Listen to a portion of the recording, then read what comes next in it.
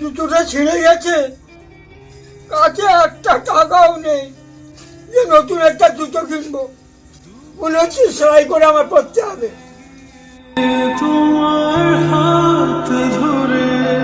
এই টাকাগুলো বাবার বালিশের তলায় রেখে দিন। বাবা এই টাকাটা দিয়ে একটা নতুন জুতো কিনে নেবে।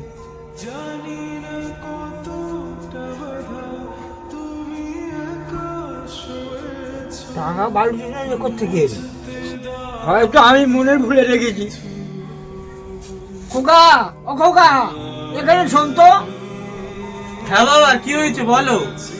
খোকা, এই টাকাটা তুই রাখ, টাকাটা নিয়ে একটা নতুন জামা কিনে নিবি।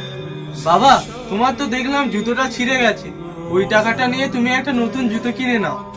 খোকা, আমি জুতোটা সেলাই করে নিয়েছি রে, অনেক দিন চলে যাবে, তুই অত চিন্তা করিস না।